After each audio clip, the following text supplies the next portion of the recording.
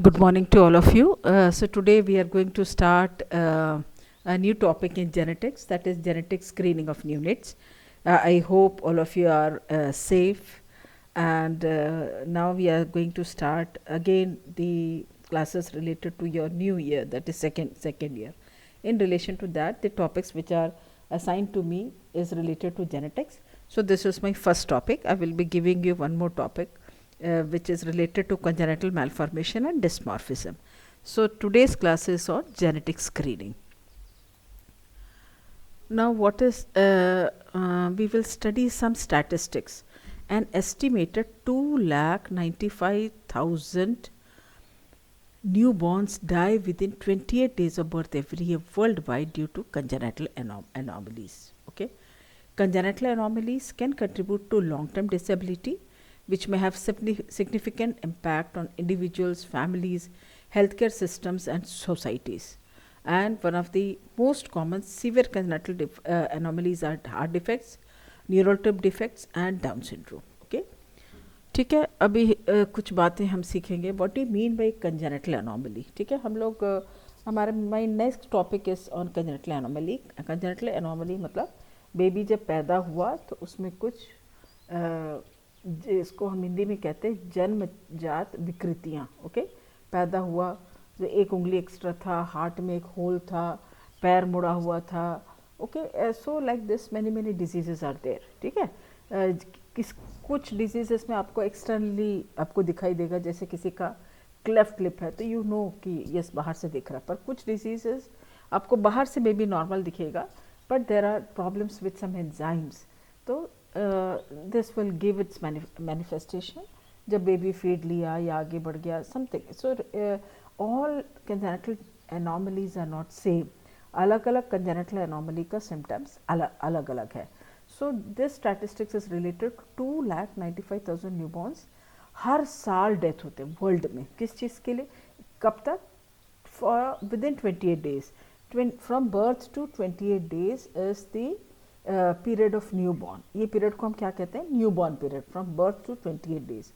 तो बेबी पैदा हुआ तो फर्स्ट 28 डेज में there are deaths related to congenital anomaly which is 2,95,000. ठीक है, तो इससे आप इमेजिन कर सकते हैं कंजेनिटल एनोमली से कितने सारे बच्चे हर साल every year children are dying. Okay, such a great number within. और दूसरा प्रॉब्लम ये है कि many of these congenital anomalies are some congenital anomalies we don't know why they are occurring. The disease is not known. पर कुछ congenital anomaly ऐसा है जिसको हम प्रिवेंट कर सकते हैं. ओके, जैसे फॉर एग्जांपल यहाँ पे न्यूरल ट्यूब डिफेक्ट्स लिखा है. न्यूरल ट्यूब डिफेक्ट्स उन लोगों को ज़्यादा होता है जो फोलिक एसिड नहीं लिया. तो प्रेगनेंसी में if you take folic acid और if you even plan your pregnancy, जैसे प्रेगनेंसी आपने प्लान किया मंथ ऑफ अगस्त में, तो उसके 3 मंथ्स पहले आप फोलिक एसिड लेना स्टार्ट कर सकते हैं. सो the chances of producing a baby with spina bifida वो बहुत कम हो जाएगा. ठीक है, सो इस तरीके से जैसे डाउन सिंड्रोम है, down syndrome also can be prevented. Why? Because down syndrome उन मदर्स में ज़्यादा होता है जो ज़्यादा एज में बेबी पैदा कर रहे हैं.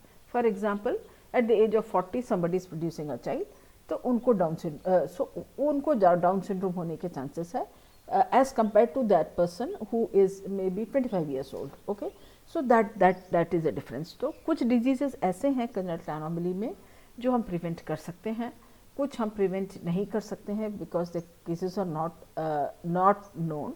पर इसके लिए बहुत सारे टेस्ट अवेलेबल हैं. Okay, and next is if you have congenital anomaly this contributes to long time disability. ठीक है, कंजेनिटल एनोमली है, फॉर एग्जांपल किसी का क्लेफ्ट लिप है ना, मतलब होंठ कटा हुआ है, पैलेट कटा हुआ है, तो बेबी को फीड करने में बहुत प्रॉब्लम है. लुक वाइज बहुत अजीब दिखता है बच्चा if you have a baby with cleft lip, cleft palate. Okay, so long term disability, पैर का कुछ प्रॉब्लम है, it is very difficult for the babies to walk about. So this is long-term disability. Now when the babies are having a long-term disability, this may have significant impact on individuals, families, healthcare system and the society. Congenital anomalies रहने से the issue is the children gets affected, क्योंकि भाई जो सफ़र कर रहा है वो तो अफेक्टेड रहता ही है, साथ में द फैमिलीज गेट अफेक्टेड, क्योंकि many congenital disorders even testing requires a lot of money, testing अकेले requires a lot of money. दूसरा, society doesn't accept, stigma is more, so multiple issues related to congenital disability. So this have significant impacts on individual families, healthcare systems and societies. Okay. Now, congenital anomalies may be the result of one or more genetic, infectious, nutritional, environmental factors. It is often difficult to identify the exact cause. ठीक है, कई बार multi factorial रहता है. Multi factor मतलब can be genetic हो सकता है, और may be due to some infections, और this may be due to some nutritional issues, और may be some environmental factors. जैसे एनवायरमेंटल फैक्टर्स मतलब सपोज इफ़ यू नो कि जापान में भी है Nagasaki and Hiroshima bomb, atomic bombs डाले थे. ठीक है, वहाँ पे कई साल तक जो बच्चे पैदा हो रहे थे, they were having congenital anomaly, chromosomal disorders were common.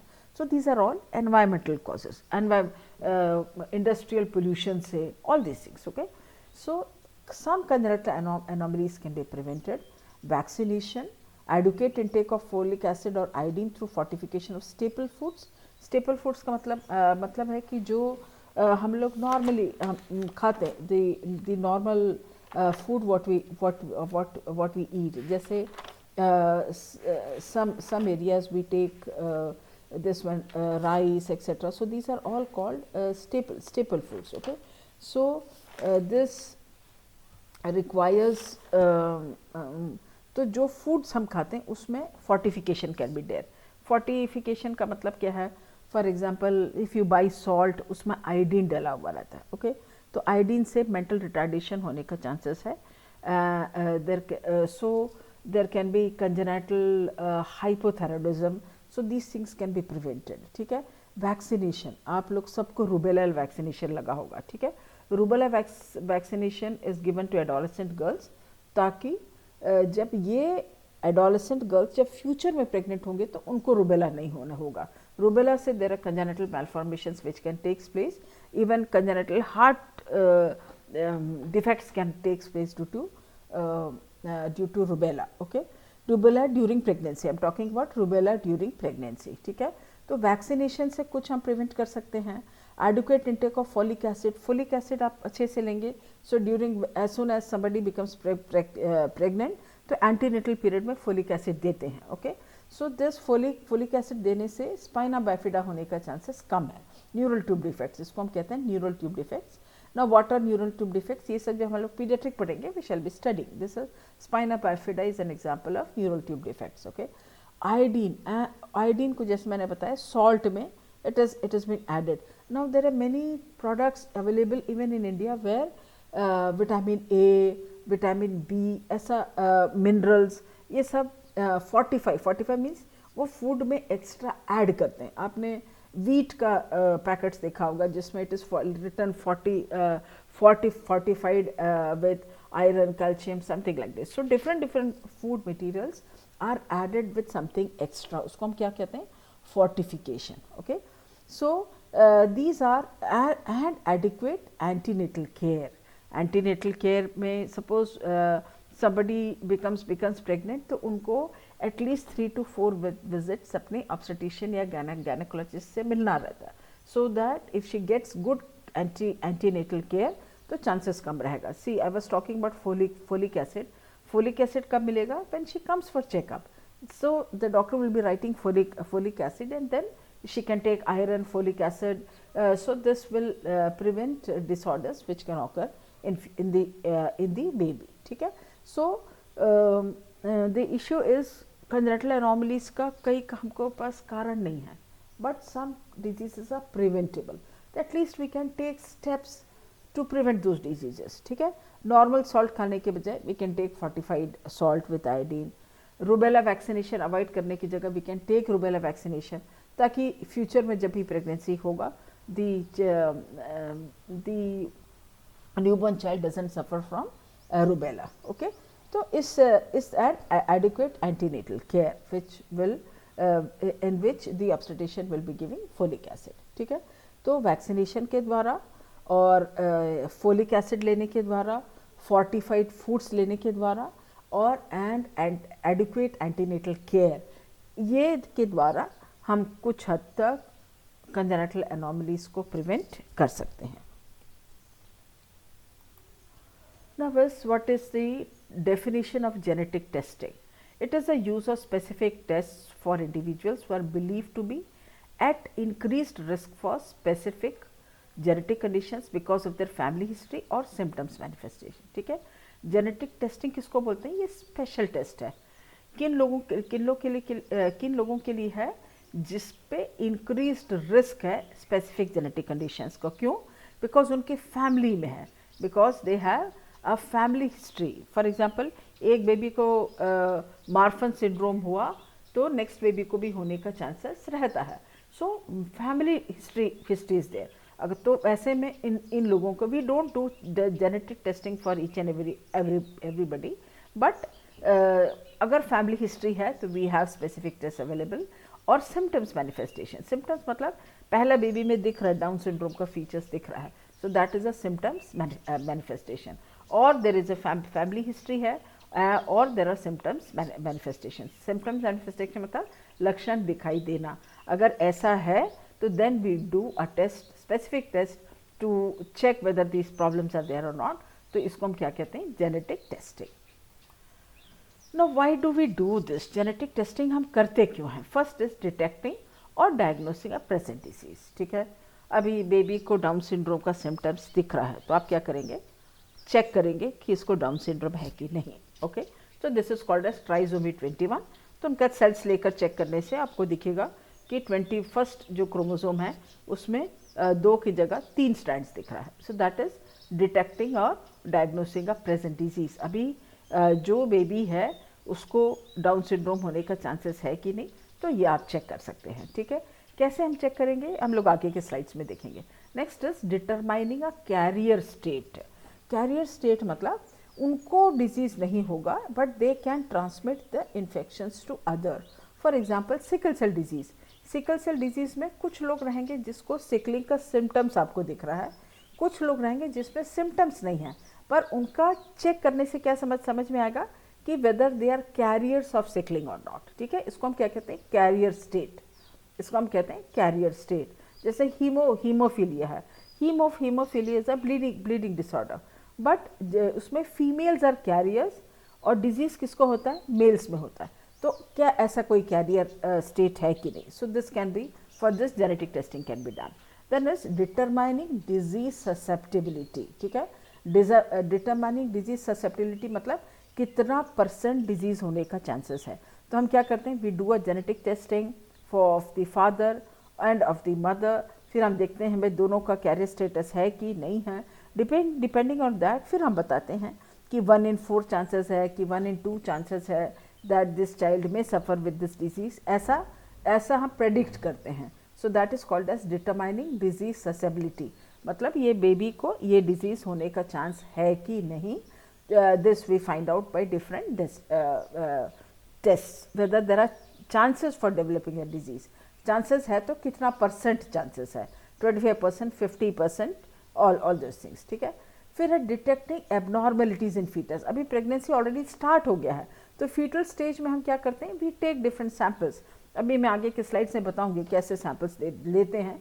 So detecting abnormalities in the fetus. अब फीटस ऑलरेडी प्रेगनेंसी स्टार्ट हो गया है। Now you take some sample, फिर हम चेक करते हैं कि फीटस में कुछ एबनॉर्मेलिटी है कि नहीं, ठीक है। तो क्या क्या है पर्पस? फर्स्ट इज डिटेक्टिंग और diagnosing a present disease already हो गया है, हम रिकन्फर्म कर रहे हैं बाय डूइंग टेस्ट कि ये प्रॉब्लम है कि नहीं। The best example is Down syndrome, ठीक है। Second is determining a carrier state. Carrier state मतलब उनको सिम्टम्स नहीं है। सिम्टम्स दिखने से तो आप आसानी से आइडेंटिफाई कर सकते हैं। The issue here is they don't have symptoms but they have the capability of transmitting that disease to their offspring. उसको हम क्या कहते हैं? Carrier state. मतलब वो बीमारी को दूसरों को दे सकते हैं। फॉर एग्जाम्पल सिकलिंग में कैरियर्स अवेलेबल रहते हैं। और कैन बी हीमोफीलिया। हीमोफीलिया में फीमेल्स आर कैरियर्स और डिजीज़ किस में होता है, मेल्स में होता है. Okay, so we can determine a carrier state. फिर है डिजीज़ ससेबिलिटी, वो डिजीज़ होने का चांस है कि नहीं है, वो आप चेक करते हैं. फिर फीटस, अब प्रेगनेंसी ऑलरेडी स्टार्ट हो गया है, then what we do is हम लोग एबनॉर्मेलिटीज़ चेक करते हैं कि फीटस में कोई एबनॉर्मेलिटी है कि नहीं है. Okay, so this is case of hydrocephalus. ठीक है, area with a big head. Okay, now there is inborn errors of metabolism. A high index in inborn errors of metabolism को हम IEM कहते हैं. Okay, a high index of suspicion for IEM और inborn errors of metabolism. उसका क्या मतलब है कि inborn errors of metabolism में से भी there are many chromosomal disorders या genetic disorders. तो कब हम when there are chances कि disorders हो सकता है, what are those condition? First is parental consanguinity. उसका क्या मतलब क्या है, जैसे for example in Tamil Nadu, in Kerala, what happens is families में marriage होता है. ठीक है, लड़की का शादी उसके मामा से या मामा के बेटे से हो जाएगा. Now this type of marriages which occurs within families are called as parental consanguinity. उसका मतलब क्या है, जो अभी बेबी पैदा हो रहा है वो उनके जो पेरेंट्स हैं they are members of the same family. उसको हम क्या कहते हैं, पेरेंटल कॉन्सैंग्विनिटी. तो क्या देखा गया, अगर ऐसे मैरिजेस हो रहा है so the chances of congenital disorders are more. Okay, second is positive family history of similar illness और डेथ. ठीक है, अभी देयर आर डिजीज, पेरेंट्स बताएंगे भाई बेबी पैदा हुआ था, उसको बीमारी था, कुछ अगर उनके पास रिकॉर्ड्स है तो, and the baby died due to this disease and there is a positive family history. तो वो हम पता कर सकते हैं. Then we check for this. फिर a history of clinical deterioration in a previously normal neonate. Mothers ये बताएं कि भाई बेबी पिछला वाला बिल्कुल ठीक था, पैदा हुआ तो उसके बाद जल्दी जल्दी उसका तबीयत खराब हो गया है ना. For example this congenital heart disease. ठीक है, पैदा होने से फिर जैसे बेबी का एज बढ़ता है the symptoms are more. Okay, depending on this all depends on many factors की, जैसे hole in the heart, we call it as hole in the heart. So this can be ASD, atrial septal defect, ventricular septal defect, है ना, दो atrium के बीच में whole है. Depends करेगा कि होल का साइज कितना बड़ा है. Is it a pin hole, pin मतलब छोटा सा, तो सिम्टम्स आपको दिखाई नहीं देगा. But if it is big, तो बेबी का जैसा एज बढ़ते जाएगा you will find symptoms are more and more. Okay, then is symptoms onset a few days after feeding. ठीक है, फीडिंग स्टार्ट हुआ उसके बाद सिम्टम्स स्टार्ट हो गया. So this can be refusal to feed, can be vomiting, lethargy, hypotonia, coma and seizures. ठीक है, symptoms है अगर मदर ये बोल रही है कि बेबी पहले फीड ले रहा था बट अब फीड नहीं ले रहा है, जैसे भी कुछ खिलाते हैं द बेबी वॉमिट्स. फिर है lethargy, the baby is inactive, थका हुआ रहता है. ठीक है, हाइपोटोनिया का मतलब क्या, you must have seen healthy newborn's, जैसे बेबी पैदा होता है उसका हाथ पैर जैसे साइकिल चलाते हैं वैसे continuously the baby is moving the hands and legs. But अगर ऐसा नहीं है the baby is lying limp, मतलब हम लोग हाथ अगर या पैर उठाते हैं तो the hand falls down. So this is called as hypotonia. Coma मतलब we know that the child is in a comatose state. Seizures मतलब fits आ रहा है. ठीक है, next is persistent vomiting. कुछ भी पिलाओ the baby is vomiting, so that is persistent vomiting. ठीक है, so this gives a issue. हम लोग सोचते हैं then we think that the baby is may be having some problems. फिर है हाइपोग्लाइसीमिया. हाइपोग्लाइसीमिया मतलब बेबी का blood sugar less than 40 mg पर डेसीलीटर होते जा रहा है. Ketosis is there and metabolic acidosis. Okay, so these are the symptoms. Next is developmental delay और रिग्रेशन. डेवलपमेंटल डिले का क्या मतलब है कि वी नो, अभी आप लोग जब नेक्स्ट ईयर में व्हेन वी स्टडी पीडियाट्रिक्स हम लोग ये पढ़ेंगे किस एज में बच्चा बैठता है. लेट सपोज बेबी पैदा हुआ, the baby will be lying in supine position. 3 months होगा तो the baby will turn to one side of its own. ठीक है, देन फिफ्थ मंथ में the baby will be sitting with support. 7 months the baby will be sitting without support and by 1 year the child will be running here and there. Okay, so इसको these are normal developments. development delay मतलब baby 2 साल का हो गया पर उठ के बैठ नहीं पा रहा, that is development delay. Okay, next is unusual odour, कभी स्मेल आ रहा है, ठीक है। स्मेल के लिए एक one of the example of bad smell is trimethylaminuria, trimethylaminuria, TRIMETHYL AMINURIA, trimethylaminuria. ये एक रेयर डिसऑर्डर है जिसमें दिस ट्राई मिथाइल एमीन जो उसमें केमिकल रिएक्शंस नहीं हो रहा है, ठीक है। तो इसमें देयर इज अ स्मेल, जैसे मछली खराब होने से कैसे स्मेल आता है, इस टाइप का स्मेल है। So this comes in urine and this comes in stool and this comes in sweat, okay. So this is unusual odour, smell के कारण। नेक्स्ट इज, ऐसा और भी है जैसे मेपल सिरप यूरिन डिजीज, ऐसा भी है वेर जिसमें मेपल सिरप का स्मेल आता है, ठीक है। Next is jaundice, the baby is having jaundice. Visceromegaly, can you see this child, visceromegaly मतलब ऑर्गन्स एकदम बड़ा हुआ, can you see this big abdomen, okay. So this is visceromegaly. Dysmorphic features मतलब एक्सटर्नली कुछ जैसे एक उंगली एक्स्ट्रा है, etcetera etcetera. Dysmorphism I will be discussing the next class, ठीक है। तो अगर ये सब है then there is a high index of suspicion for inborn errors of metabolism. अगर पेरेंट्स सेम फैमिली में मैरिड हैं और there is a positive family history, then the mother gives a history कि बच्चा पैदा हुआ तो ठीक था, फिर एकदम अचानक से तबीयत खराब हो गया, for which due to which the child may have even died also, okay.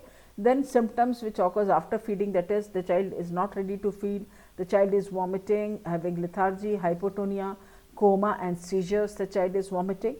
Then the child is growth parameters उतना अच्छा नहीं है, ठीक है। मतलब जिस मंथ में जो प्रॉब्लम जो डेवलपमेंट होना था वो नहीं हो पा रहा, that is called as development delay और regression. Then is unusual odour, smell आ रहा है, ठीक है। And then is jaundice, visceromegaly and dysmorphic features. अगर ये है then this gives a high index of suspicion for inborn errors of metabolism, okay। देखो जो हम लोग सैम्पल्स लेते हैं बच्चे के, अगर ब्लड लेना है, सो दिस इज हील, कुछ हम हील प्रिक से कर सकते हैं। Can you see this black line, ये एरिया है जहाँ से हम हील प्रिक करते हैं। हील, ये see this whole area is heel, but we don't prick anywhere in this area. जो ब्लैक एरिया है this is where we heel, see these are the blood vessels, यहाँ बीच में सब है। So that is why ये वाला जो red area है, this is what the area we use for heel prick, okay, to collect the samples. Now what are the risk factors for genetic disorder, ठीक है। risk factors is if there is a family history, फिर दूसरा है ये second baby है, first baby को already एक genetic disorder है, then there is a one parent who has chromosomal abnormality, ठीक है। parents का check हुआ तो पता चला one parent is having a chromosomal abnormality. Second is advanced maternal age, जैसे मैंने आपको बताया down syndrome, okay। So this is a disease which occurs when the age is 35 years or older. Next is advanced paternal age, father का age is 40 years or older, so this also causes chromosomal disorders, ठीक है। Then multiple miscarriages prior still birth, उसका मतलब क्या है, mother बोलेगी कि भाई कितने बार प्रेगनेंसी हुआ पर सब एबॉर्शन होते जा रहा है, that is called as multiple miscarriages. या फिर बेबी पैदा हुआ तो भरा पैदा हुआ, that is called as still birth, prior still birth. अगर ये सब रिस्क फैक्टर्स हैं then this can be risk factors for genetic disorders, okay. Now what are the testing for genetic disorder? There are two types of testing for genetic disorders. One is screening test, second is diagnostic test. Screening test क्या मतलब है, these tests check the risk of your baby having genetic disorder, ठीक है। इसमें risk पता कर रहे हैं कि भाई ये होने वाले बेबी को ये रिस्क है कि नहीं है, ये क्रोमोसोमल डिसऑर्डर होने का या कंजेनिटल एनोमली होने का चांसेस है कि नहीं है, ठीक है। और डायग्नोस्टिक टेस्ट मतलब बेबी का ऑलरेडी सिम्टम्स दिख रहा है, अब हम ये चेक कर रहे हैं कि भाई बेबी कैन बी फीटस, ये पैदा नहीं हुआ है, the baby is inside the वूम, antenatal period है, तो हम लोग सैंपल्स से चेक कर सकते हैं कि बेबी में वाकई में वो डिजीज़ है कि नहीं है, that is called as diagnostic test. ये दोनों का डिफरेंस आपको पता चला। स्क्रीनिंग टेस्ट में we try to find out the risk है कि नहीं है, वो पता करते हैं किससे, स्क्रीनिंग टेस्ट से।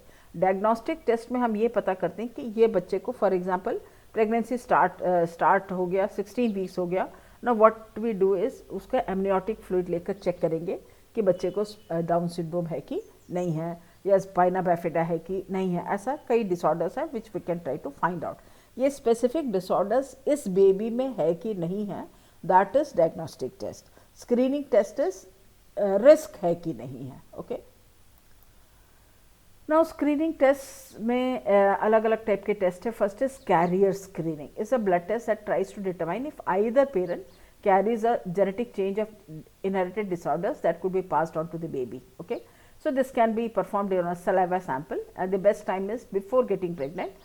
It can be done during pregnancy as well. While this screen can check for many conditions, it is not currently possible to screen for every disorder that can be inherited. ठीक है, now carrier screening किसको बोलते हैं? ये एक blood test है जिसमें पता करेंगे बोथ पेरेंट्स या दोनों पेरेंट्स में से एक पेरेंट में ऐसा कोई डिसऑर्डर है क्या जिससे वो अपने बेबी को ट्रांसमिट कर सकते हैं। ठीक है, इफ आइदर पेरेंट, राइट, मतलब या तो फादर या mother carries genetic change for a inherited disorder. ठीक है, जैसे मैंने आपको सिकलिंग बताया। ओके, सो सिकलिंग का कैरियर स्टेट है क्या, कि वो डिजीज वाले हैं, क्या रिस्क है। So this is called as carrier screening, whether are they carriers, जिससे वो अपने होने वाले बेबी को ट्रांसमिट कर सकते हैं। ओके, सो इसको हम सलाइवा से भी कर सकते हैं। The best time is before you get pregnant. Before you get pregnant आप चेक कर लो ताकि सिकलिंग होने का चांस है कि नहीं है, this part you can find out. Okay,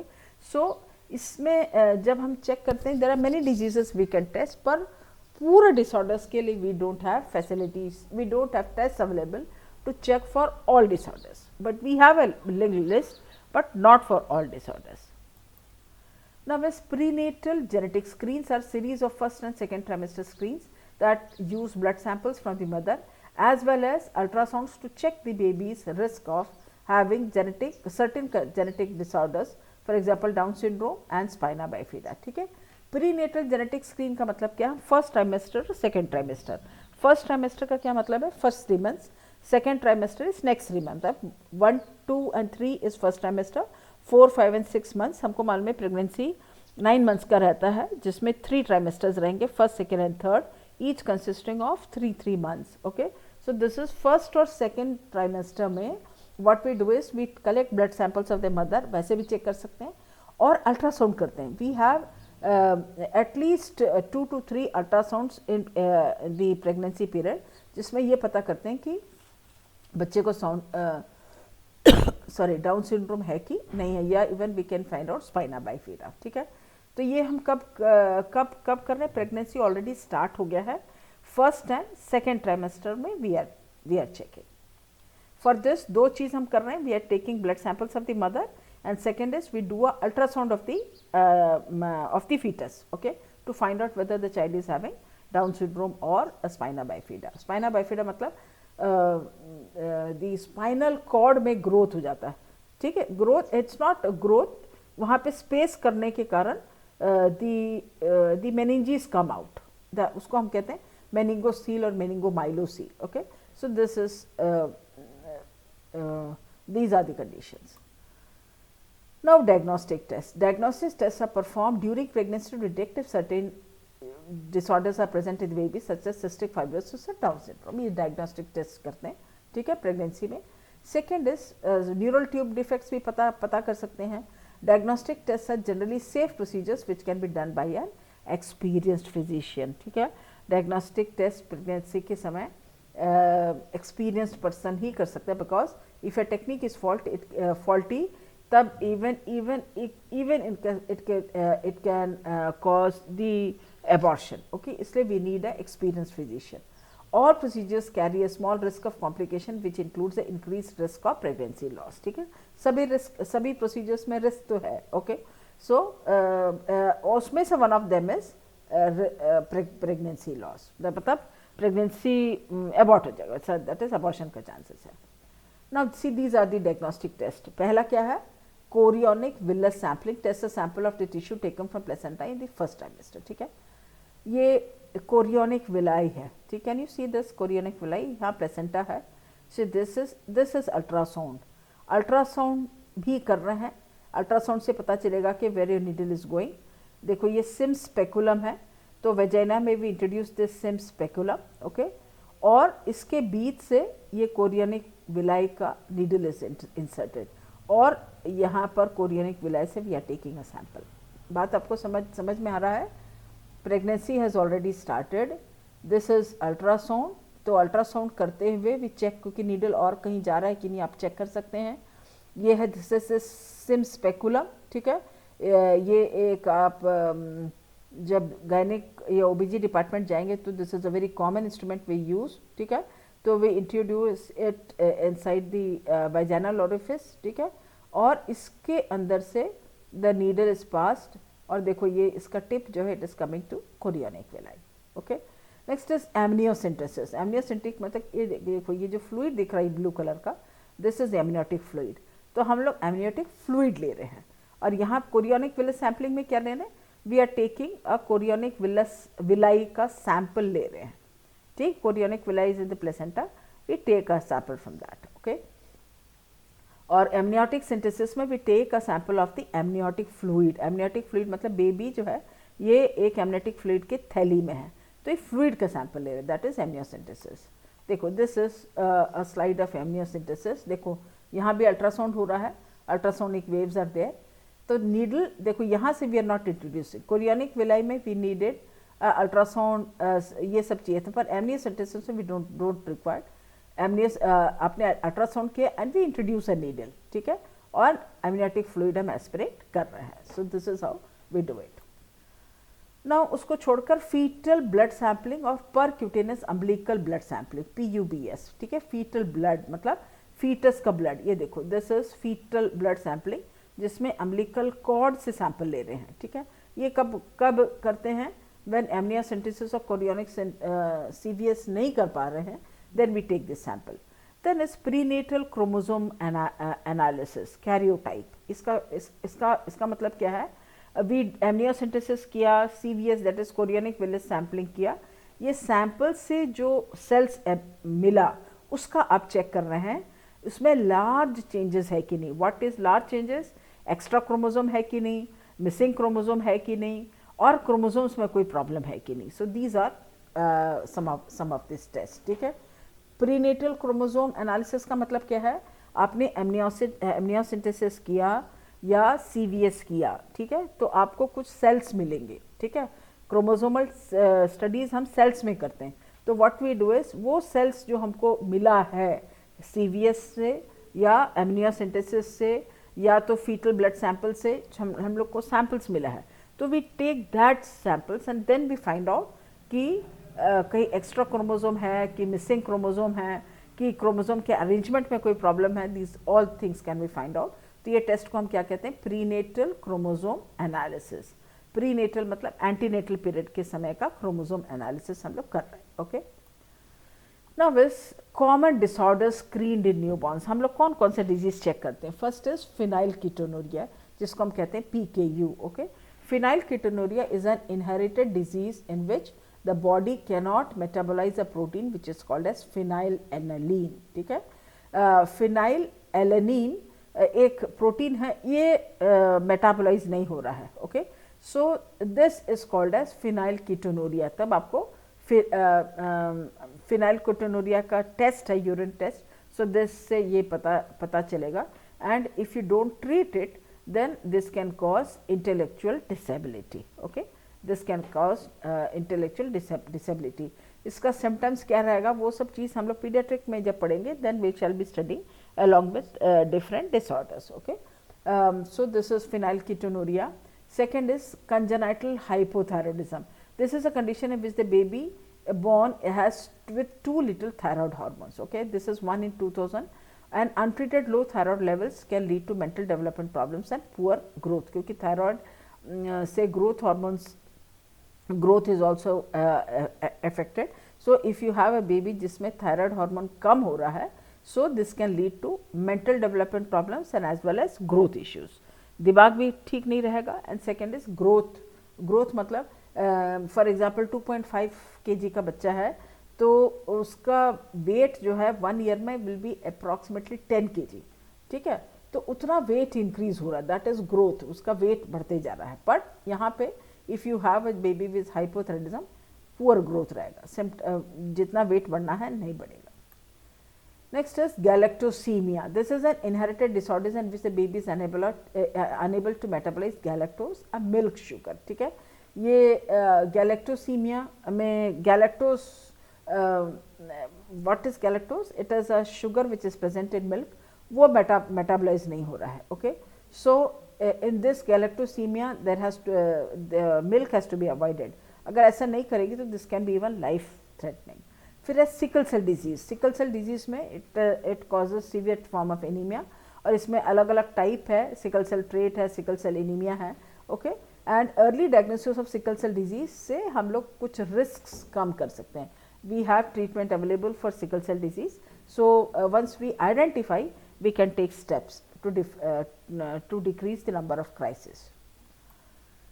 फिर मेपल सिरप यूरिन डिजीज, देखो ये एक एग्जाम्पल है। This is normal urine of amber colour, पर मेपल सिरप यूरिन डिजीज में ऐसा कलर का यूरिन है, ओके।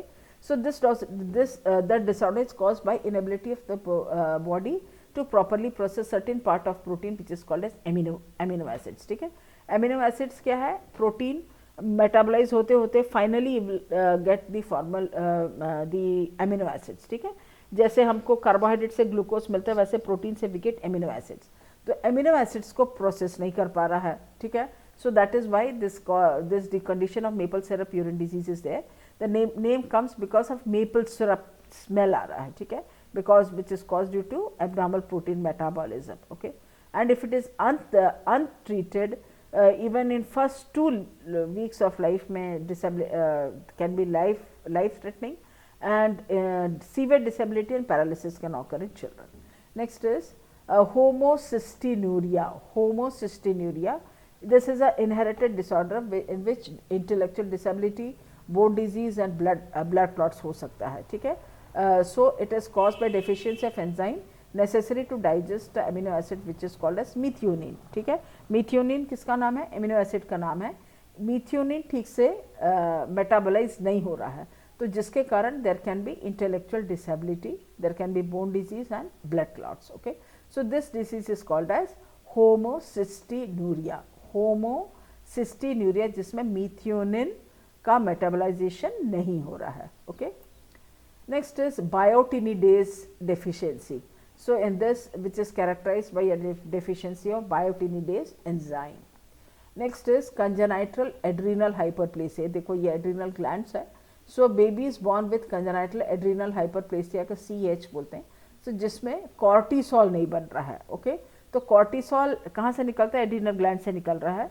कॉर्टिसोल कम होने से the issue is blood sugar, energy levels कम रहेगा, blood sugar levels can not be monitored properly, it also contains blood pressure and also how the body responds to stress of injury और illness, ठीक है। इस सब में cortisol का main important role है। But if you have a baby जिसमें adrenal gland से कॉर्टिसोल ठीक से नहीं निकल रहा है, so this can cause the problem.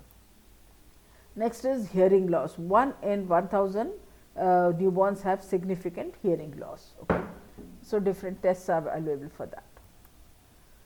Now these were अभी जो हम लोग ने लिस्ट पढ़ा, ये सब जो अभी हमने लिस्ट पढ़ा, will just mention the names, okay. So phenylketonuria, congenital hypothyroidism, then galactosemia, sickle cell disease, maple syrup urine disease, homocystinuria, biotinidase deficiency, congenital adrenal hyperplasia. So ये सब डिजीज़ के लिए we usually screen, ठीक है। we screen बहुत सारे disease ऐसे हैं which are very rare, okay, but we don't have tests available for this. तो ये सब का हम लोग चेकिंग करते हैं। Now is elements of newborn screening. Now what is it? Education of parents about screening. The parents need to be told कि किस चीज़ का स्क्रीन कर रहे हैं, क्यों कर रहे हैं, what is the purpose, all these things. So parents needs to be educated. फिर informed parental consent has to be taken, ठीक है। आपको कंसेंट लेना पड़ेगा कि वो लोग विलिंग है कि नहीं। Next is collection of appropriate sample, मैंने आपको बताया अप्रोप्रिएट सैंपल कैन बी, देखो सलाइवा से भी चेक कर सकते हैं, फीटल कॉर्ड ब्लड ले सकते हैं, एमनियोसेंटेसिस या एमनियोटिक फ्लूइड ले सकते हैं, CVS कोरियोनिक विलाई सैंपल से we can take chorionic villi. तो ये इसको हम क्या कहते हैं, कलेक्शन ऑफ अप्रोप्रिएट सैंपल। जिस अलग अलग टेस्ट के लिए अलग अलग सैंपल्स चाहिए depending on which ever test is ordered, उसके लिए सही sample. Next is it has to be reliable, accurate and standardise testing, ठीक है। जो भी टेस्टिंग कर रहे हैं रिपोर्ट शुड बी रिलायबल, जिसमें हम विश्वास कर सकें, that is very important. Test has to be accurate मतलब जो भी फाइंडिंग्स आ रहा है that has to be real and that standardize testing, okay. फिर है communication of positive screening results. अगर पॉजिटिव है तो this has to be informed to the parents, okay, so that they can plan pregnancy. जैसे for example father sickle cell trait है, mother is also sickle trait, या उनमें से एक ही person trait में है, और एक ट्रेट है, एक डिजीज़ वाला है, जो भी इश्यू है, okay. So this has to be communicated to the parents so that they can think about it and plan future pregnancy. Now we have three categories approach to genetic testing in children. We have three categories. One is category 1, category 2 and category 3 and 4. Category 1 मतलब testing for disorders for which there is immediate known benefit of treatment or preventive measures, ठीक है।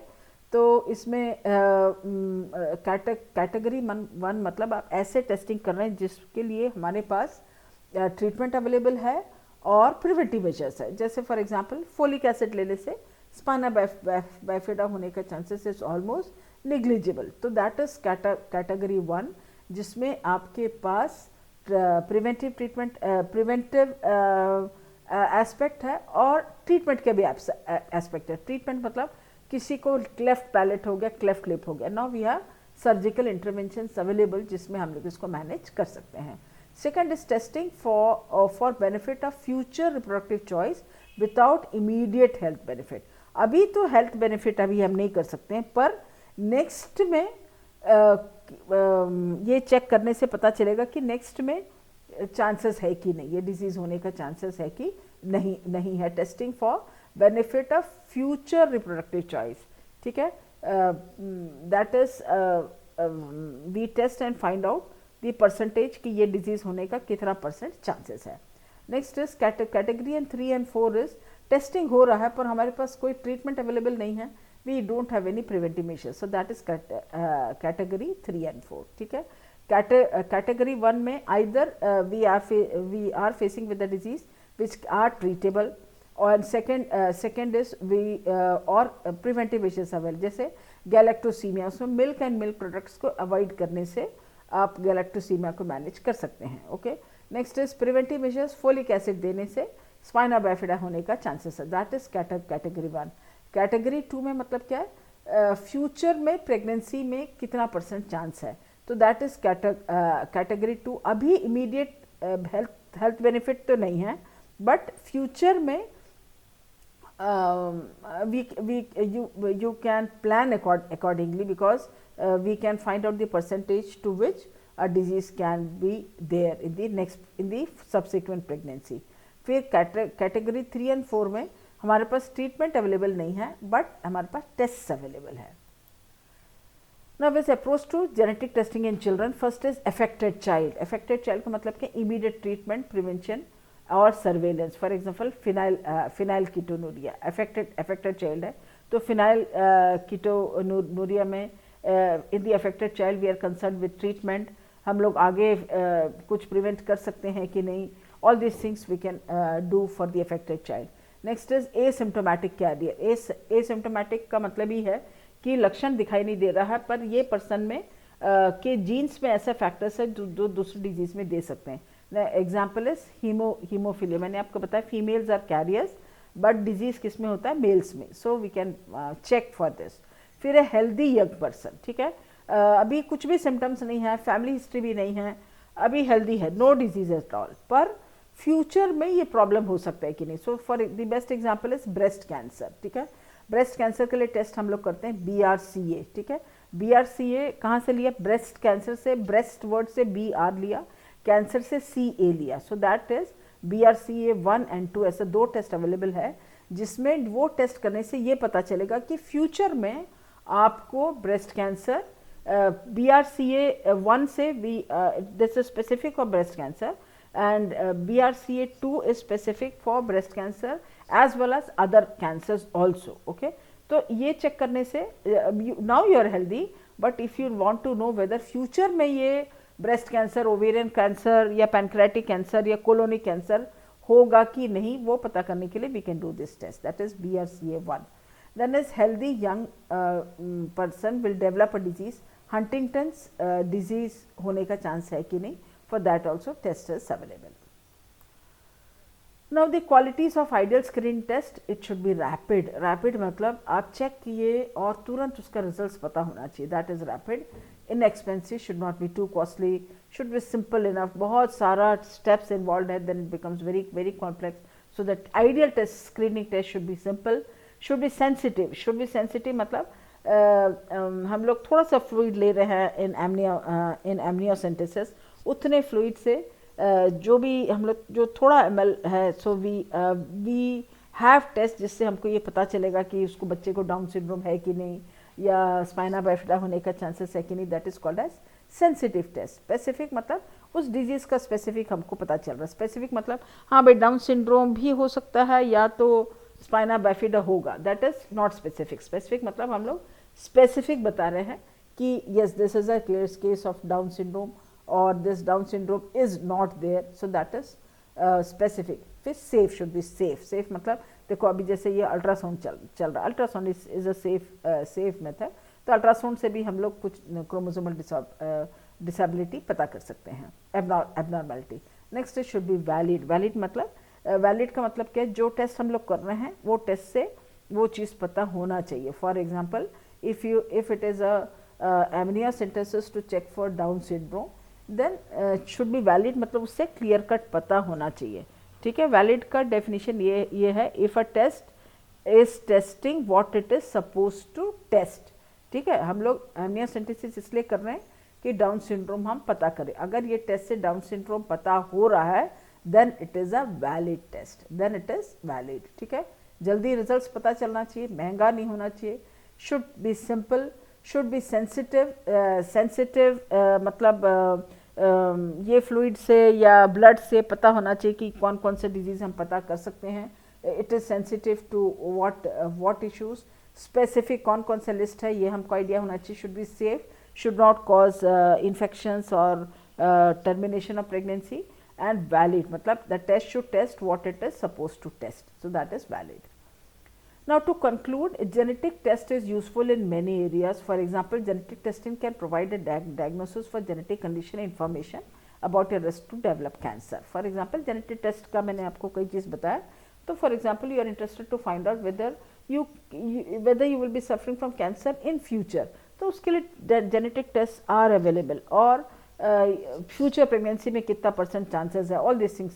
There are many types of genetic test which can be used as and when required. Genetic testing can provide important clues about the origin of disease or the symptoms, and genetic testing can also provide with more information about long-term needs, healthcare needs and future family planning. इससे सब genetic test से ये सब हम पता कर सकते हैं. You can plan your future family, whether to become pregnant or not pregnant, whether you are willing to take the risk or not. So this all things you can find out from genetic testing. So that was all about genetic testing and screening and diagnostic test from my side. I hope you have understood. If you have any doubts, you can ask. Thank you.